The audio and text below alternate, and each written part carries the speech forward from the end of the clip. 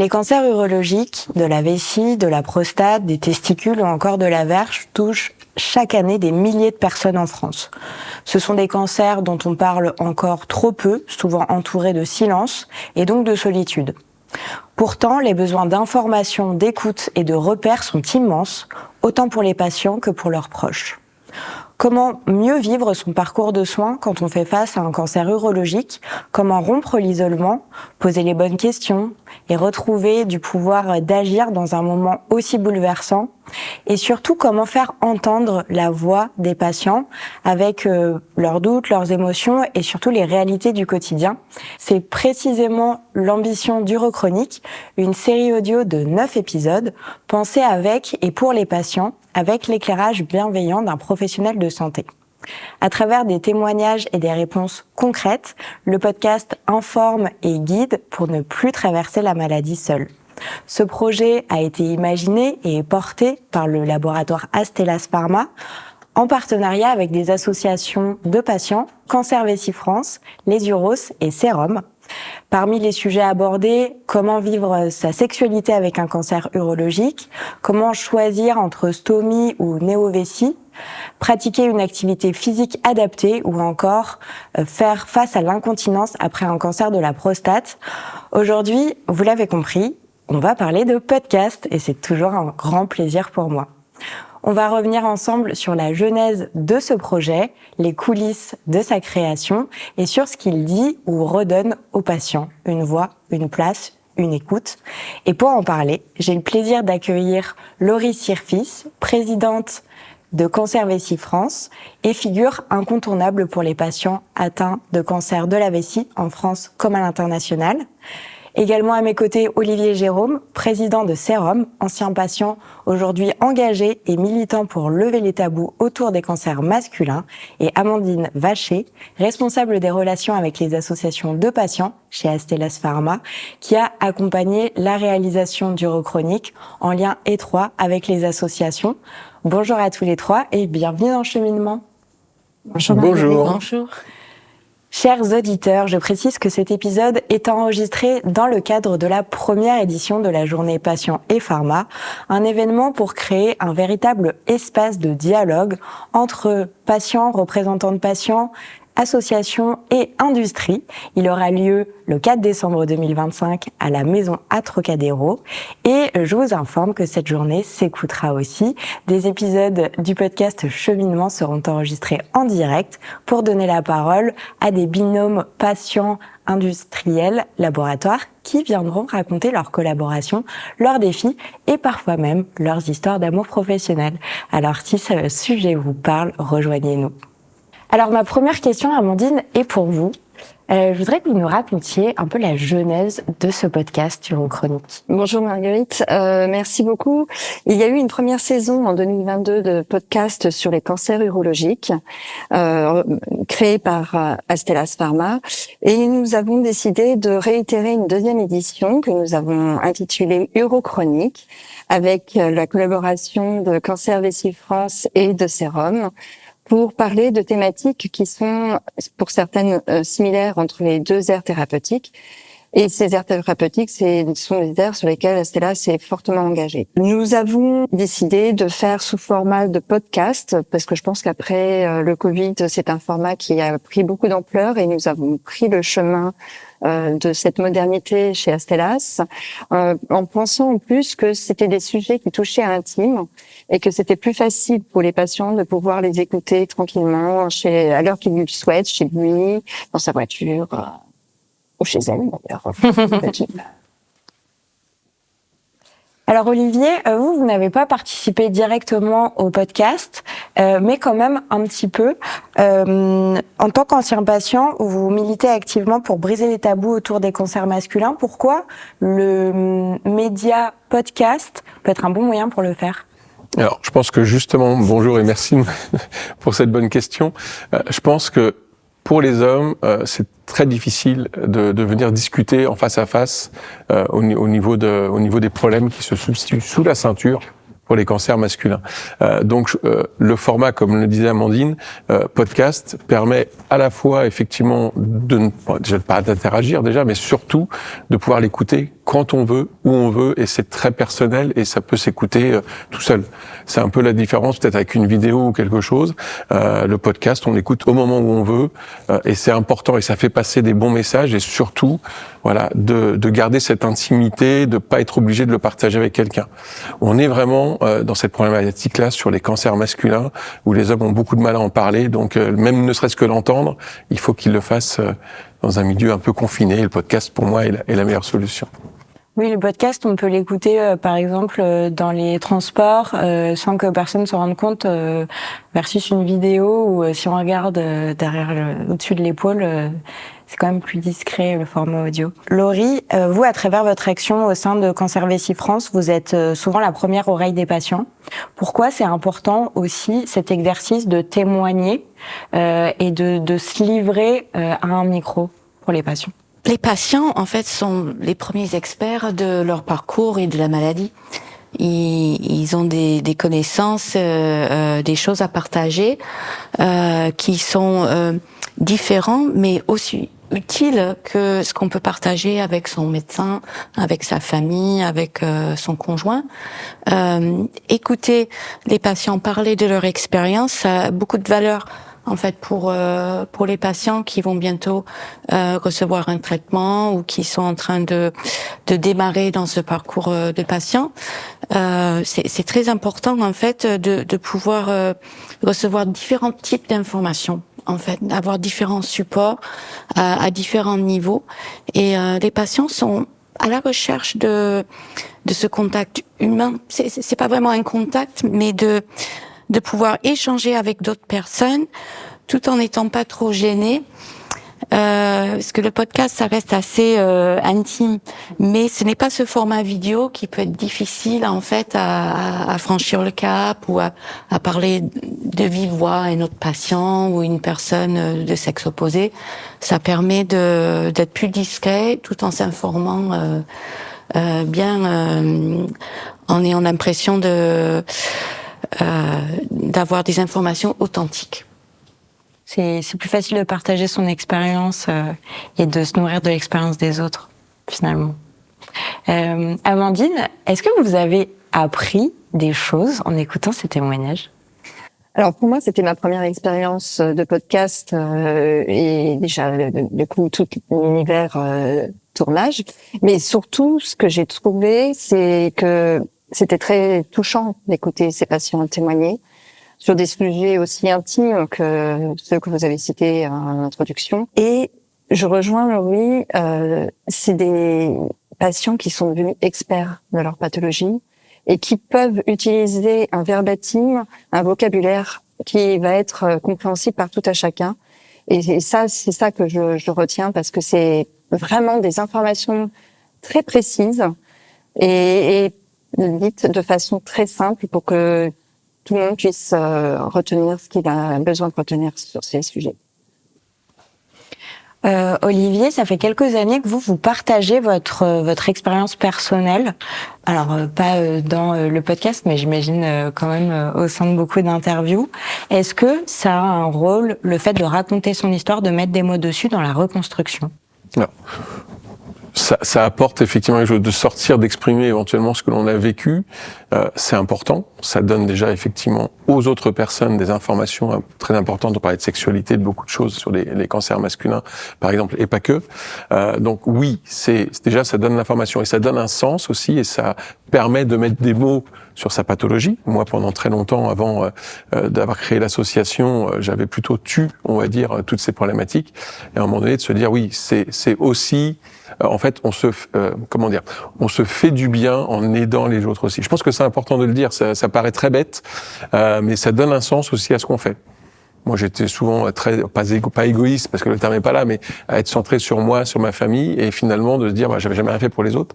Et le fait de pouvoir témoigner, d'encourager les gens à ouvrir la parole, à libérer les tabous, à donner des informations, nous permet aussi de nous libérer d'un certain fardeau, certainement, consciemment ou inconsciemment. Donc oui, ça m'apporte beaucoup de choses. Ça apporte beaucoup de choses aux gens qui participent au podcast et qui livrent effectivement leur expérience pour apporter beaucoup d'éléments et d'informations aux personnes qui pourront les écouter. Oui, je pense que c'est important. Oui. Surtout quand on est un homme. Alors, surtout quand on est un homme. D'ailleurs, l'aspect podcast est plus simple, entre guillemets, puisque du coup, il n'y a pas l'aspect vidéo. Nous, on a dans l'association des personnes qui acceptent de faire des interviews, même radiophoniques, mais qui ne veulent pas le faire d'un point de vue vidéo. Donc ça garde aussi cette distance, c'est-à-dire qu'on est capable, on peut donner un nom, pas donner de nom, faire des choses, et donc de garder cet espace. C'est pour ça, nous d'ailleurs, qu'on a fait un centre d'écoute, parce qu'on s'est dit, les hommes appellent, ou les compagnes, ou les compagnons, ou la famille, effectivement, appellent, et ils sont pas obligés de dire non, d'être là. Donc voilà, ça reste aussi, c'est que de la voix, donc ça reste un écran, une distance qui est mise entre les deux personnes. Il me semble d'ailleurs que le centre d'écoute est offert vraiment tout le temps, 24 heures sur 24, 7 jours sur 7. Ouais, tout à fait. Même si on aime bien dormir la nuit, potentiellement, mais oui, alors sur nos plaquettes, on parle de permanence, mais oui, les gens appellent à n'importe quelle heure et on est là pour répondre si on est disponible, parce qu'on est tous bénévoles et effectivement, on a souvent un travail à côté, mais oui, c'est ça. Amandine, j'aimerais que vous nous emmeniez un petit peu plus dans les coulisses et qu'on parle vraiment de co-construction, parce que si on est là aujourd'hui dans cet épisode, c'est justement pour parler des projets qui sont construits main dans la main entre patients, représentants, associations de patients et industriels. Comment s'est passée la collaboration ? Alors, bien évidemment, les sujets ont été de travailler ensemble, les thématiques, puisque nous sommes là pour répondre à un besoin, à une attente de patients. Donc, nous avons travaillé ensemble pour identifier ces 4 thématiques, donc la sexualité avec un cancer urologique, l'incontinence et cancer de la prostate, l'activité physique adaptée et stomie et néo-vessie, le cancer de la vessie. Ça répondait véritablement à un besoin qu'il y avait à ce moment-là, de la part qui a été remonté de la part des associations. Et nous nous sommes dit également que par rapport à la première saison, où ce n'était que témoignages patients, sur cette saison urochronique, nous souhaitions avoir à la fois témoignages patients, parce que c'est essentiel, c'est eux qui sont concernés, mais également avoir un regard médecin, professionnel de santé, qui a été apporté par le professeur Timsik, qui nous a accompagnés sur ce projet. Et tout ça a fait en sorte que nous ayons pu offrir un service pour briser l'isolement des patients et briser aussi les tabous de ces sujets qui peuvent être assez intimistes, donc difficiles à aborder parfois. Et alors, justement, Laurie, je voulais vous demander, quels ont été les retours des auditeurs ? Est-ce que le pari a été réussi ? Alors, les retours ont été positifs, bien sûr. J'ai entendu des patients qui ont dit c'était bien, je pouvais l'écouter pendant que j'étais en voiture ou dans les transports. Justement, c'est un format qui est vraiment bien adapté. Parce que quand on est face à un traitement, un choix thérapeutique, on a beaucoup d'informations. On a beaucoup de papiers, des rendez-vous, beaucoup de choses. Et en fait, écouter ce podcast, ça peut être un moment de détente, en fait, où on écoute. On n'est pas dans la lecture. C'est un peu moins formel et tout en étant une très bonne source d'informations. On peut s'installer confortablement et se laisser un peu guider. Amandine, quel est pour revenir vraiment sur ce média magnifique, vous connaissez mon amour pour les podcasts évidemment, mais je veux dire le podcast permet vraiment de transmettre certaines choses que la vidéo, on l'a dit, ou les textes ne peuvent pas transmettre. Selon vous, qu'est-ce que c'est ce petit supplément d'âme qu'il a ? Alors, Laurie a utilisé un terme tout à l'heure qui m'a beaucoup plu, c'est l'authenticité. Et l'émotion qui peut ressortir aussi dans les témoignages. J'ai réécouté hier, en préparant ce podcast d'aujourd'hui, justement, ces épisodes que nous avons faits, qui sont disponibles sur Deezer et Spotify. C'est très émouvant de les entendre parler de sujets tels que ceux-ci. Et ils le font avec une telle liberté, j'ai envie de dire. on a tous à cœur, à la fois les patients qui ont participé à ces enregistrements et les associations et nous-mêmes à Stellas, d'offrir un service qui puisse aider les patients. Et si on touche un patient, bah, c'est gagné pour moi. Et alors justement, donc on a compris que ces séries avaient rencontré un franc succès. Laurie et Olivier, qu'est-ce que vous imagineriez comme suite à ce projet ? Moi, je pense évidemment, ce serait sympa de poursuivre, de faire une nouvelle saison. Que ça a été très chouette comme collaboration, et je pense que soit on peut aller plus loin dans les sujets d'incontinence, des difficultés de reprise de la vie sociale, la vie professionnelle. Oui, je pense que ce serait intéressant d'aller même plus loin et dans d'autres aspects des sujets déjà entamés, comme l'incontinence, les fuites, comment gérer sa vie professionnelle, sociale, mais aussi, pourquoi pas, parler un petit peu de la recherche clinique. Ça, c'est un sujet qui revient souvent dans notre association. Les patients veulent savoir comment ça se passe, un essai clinique. Donc, je pense que c'est un des sujets qui peut être intéressant à évoquer en podcast, qu'on puisse amener cette dimension humaine et authentique, voilà, des patients. Tu en penses quoi, Olivier, sur les prochains sujets ? Moi, je pense qu'il y a certainement encore plein de sujets qui n'ont pas été effectivement abordés. Encore une fois, c'est en tout cas côté purement sérum, avec l'intérêt qu'on a sur les cancers masculins complémentaires effectivement à tous les cancers urologiques, mais se dire voilà, ça reste pour moi le meilleur moyen de faire passer un message, de l'écouter tranquillement. Encore une fois, on a vraiment ce tabou-là chez les hommes, donc je pense que la partie effectivement podcast reste une bonne chose. Moi, ce que j'aimerais, c'est que ce type de podcast, même si on va par la suite en faire d'autres, mais qu'on arrive à les promouvoir encore plus, et ça devrait être, on va dire même, diffusé dans tous les hôpitaux. Enfin, je veux dire, voilà, c'est un complément aux professionnels de santé.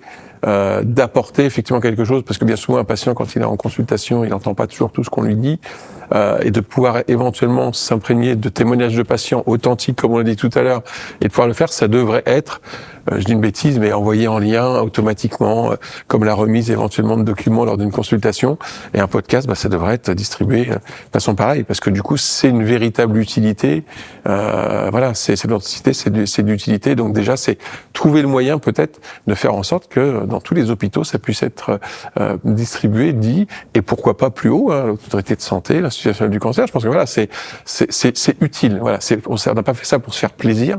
On a fait ça parce que, en partenariat effectivement avec Stellas Pharma, parce que c'est utile et nécessaire pour les patients d'avoir ces informations. Et en préparant cet épisode, vous me disiez qu'il y avait à peu près 60 000 cas de cancer de la prostate par an, à peu près uniquement 3 000 personnes qui sont dans une association de patients et encore pas forcément de manière très active. Donc c'est vrai que le podcast permet de combler un peu cet écart qu'il y a. Peut-être les personnes qui sont pas prêtes à s'engager dans une association ou qui n'ont pas le temps, qui n'ont pas envie, mais qui au moins peuvent bénéficier en fait de tous ces témoignages partout, grâce à une connexion Internet et le projet que vous avez fait. Quelles sont pour vous les clés d'une bonne collaboration industrie-patient ? C'est l'écoute, en fait. L'écoute des besoins et de vraiment étudier quels sont les domaines où on peut collaborer pour que ce soit le plus bénéfique possible et qui répond en fait aux besoins des patients, des proches aidants, là où l'association aurait besoin de soutien, en fait, une combinaison de ressources. Je suis complètement d'accord avec Laurie. En fait, ce qui est important, c'est l'écoute entre les deux partenaires. On est partenaires effectivement ensemble, de bien comprendre effectivement les besoins effectivement qui sont existants, de définir ensemble et de co-construire. Ce qui est important, c'est la co-construction, de trouver ensemble les sujets qui seront porteurs pour pouvoir effectivement travailler sur ce sujet-là et l'approfondir pour faire de nouveaux podcasts. Ça, c'est important. Alors, bien évidemment, je suis entièrement d'accord avec ce qui vient d'être dit. Il y a du respect. En tout cas, moi, d'un point de vue industriel, c'est respecter les associations, le temps qu'ils peuvent accorder sur les projets, parce que on sait que tout le monde est en vie active à côté et qu'il faut ça. En plus, moi, je suis hyper admirative de toutes ces associations et de leur engagement et de leur confiance. Et c'est de trouver effectivement cette écoute pour un projet commun qui est au bénéfice des patients, et ça restera toujours ça. Chez Astellas, c'est la voix des patients. On essaye de la mettre partout au centre de nos actions pour apporter une amélioration dans le parcours de soins. Ce sera le mot de la fin. Un grand merci à tous les trois pour être venus parler au micro de Cheminement aujourd'hui de ce beau projet. Donc je rappelle, allez écouter les podcasts Urochronique. Et puis, préparez-vous à une nouvelle saison. Merci beaucoup. Merci.